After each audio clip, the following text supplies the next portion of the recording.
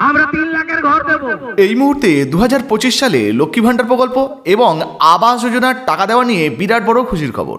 এবার আর বাংলা আবাস যোজনা বা আবাস যোজনাতে 1,20,000 টাকা নয়, সরাসরি 3 লক্ষ টাকা করে আবাস যোজনার বাড়ি বানানোর জন্য দেয়া হবে। শুধু তাই নয়, লক্ষ্মী ভাণ্ডার প্রকল্পে যেখানে শুধুমাত্র 1,000 টাকা করে প্রতি মাসে পান মহিলারা, এবার এই লক্ষ্মী ভাণ্ডার প্রকল্পে টাকার পরিমাণকে বাড়িয়ে 3,000 টাকা করে প্রত্যেক মাসে দেওয়া হবে।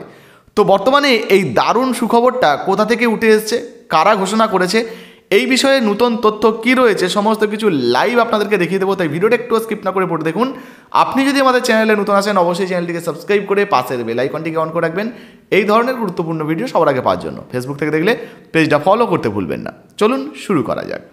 তো বন্ধুরা, আসানসোলের একটি জনসভা থেকে এই মুহূর্তে 2025 সালের জানুয়ারি মাসে সবথেকে বড় বিরোধী দলনেতা পশ্চিমবঙ্গের শুভেন্দু অধিকারী একটি দারুণ ঘোষণা করেছেন। তিনি জানিয়েছেন এবার কিন্তু লক্ষ্মী ভাণ্ডার প্রকল্পে আর 1,000 টাকা নয়, 3,000 টাকা করে দেওয়া হবে। শুধু তাই নয়, পাশাপাশি বাংলা আবাস যোজনায় যে 1,20,000 টাকা করে বাড়ি বানানোর জন্য দেওয়া হয়, 1,20,000 টাকায় বাড়ি হয় না, তার জন্য 3 লক্ষ টাকা করে বাড়ি বানানোর জন্য দেওয়া হবে।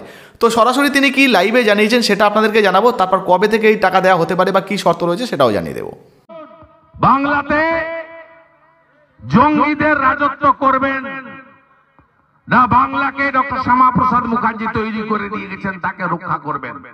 জোট বাঁধন তৈরি হন, লক্ষ্মীর ভান্ডারের ভয় দেখায়, আর আমরা যেখানে আছি এর থেকে বেশি দিই, যে রাজ্যে আছে।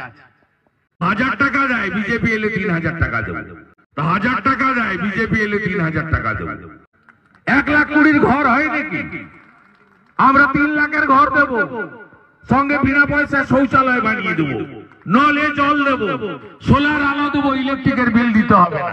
তো শুনতে পেলেন বন্ধুরা, ইতিমধ্যে শুভেন্দু অধিকারী অর্থাৎ বিরোধী দলনেতা শুভেন্দু অধিকারী কিন্তু ঘোষণা করেছেন যে বর্তমানে পশ্চিমবঙ্গে যদি বিজেপি ক্ষমতায় আসে, সেক্ষেত্রে লক্ষ্মী ভাণ্ডার প্রকল্পে 1,000-এর বদলে 3,000 টাকা করে দেওয়া হবে। শুধু তাই নয়, এই 3,000 টাকার পাশাপাশি আবাস যোজনা প্রকল্প, যেখানে বাড়ি তৈরির জন্য বর্তমানে 1,20,000 টাকা করে দেওয়া হচ্ছে, যদি পশ্চিমবঙ্গে বিজেপি ক্ষমতায় আসে সেক্ষেত্রে 1,20,000 টাকার জায়গায় 3 লক্ষ টাকা করে অর্থাৎ 3 লাখ টাকা করে বাড়ি বানানোর জন্য দেওয়া হবে।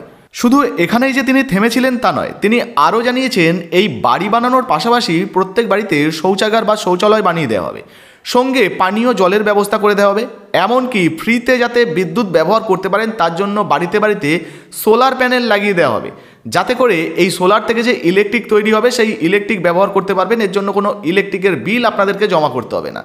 তবে আবারও আপনাদেরকে জানিয়ে দিই, এই যে ঘোষণাটা তিনি করেছেন, তিনি জানিয়েছেন পশ্চিমবঙ্গে যদি বিজেপি ক্ষমতায় আসে তারপরেই কিন্তু এই সমস্ত প্রকল্পের টাকা বাড়বে বা এই সমস্ত আবাস যোজনা বাড়ি বানানোর টাকা কিন্তু বাড়তি দেওয়া হবে। তবে আরও একটা বিষয় পরিষ্কার করে দিই, আমাদের চ্যানেলে কোনো রকম কোনো রাজনৈতিক প্রচার আমরা করি না, আমরা কোনো রাজনৈতিক দলের সঙ্গে যুক্ত নই।